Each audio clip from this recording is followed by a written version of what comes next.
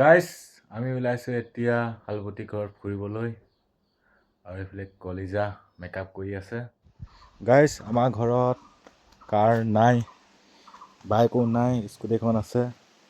এখন ইনষ্টলমেণ্টত লৈছিলোঁ, তাকে ধাৰ মাৰি কমপ্লিট হৈ গ'ল আৰু এইখনকে লৈ যাব লাগিব এতিয়া মোৰ শালপতি ঘৰত। ইমান দুখীয়া, ঘৰ ফাটি গৈছে আৰু গোহালি ঘৰটো চাওক অৱস্থা নাই আৰু। ঐ ব'লা গাইজ, মানুহজনী মেকআপ কৰি খোৱাই নাই। আমাৰ ল'ৰাটো ইমান টাইম লাগে ওলাবলৈ। এইফালে মাক পিতেকে কিবা খাই আছে। ব'লেগা গাইজ, আমাৰ ঘৰত বটল নাই, মিঠাতেল বটল ধুই আছে গাখীৰ ভৰাবলৈ। এইফালে গাখীৰ ভৰাই আছে বাইকলৈ, ইমান মৰম চেনেহ আছে। গাইজ গৈ থকা দেখি খং উঠিছে, আমাৰ মাইকীটো বহুত খং উঠে দেই। আমাৰ ল'ৰাটোৱে মোবাইল চাই আছে, আমাৰ লগত নাযায় বোলো মোবাইল চাই। কি খং উঠিছে ইমান?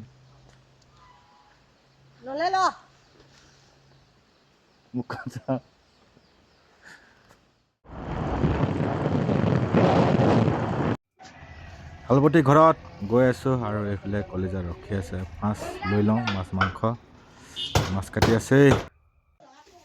শালপতি ঘৰত আহি পাই গ'লেই আৰু এইফালে শালপতি ঘৰত নাপু খেতি কৰিছে, তাকে আমাক সহায় কৰিবলৈ মাতিছিলে আকৌ দেই, এনেই ফুৰিবলৈ মতা নাই, সহায় কৰিবলৈহে।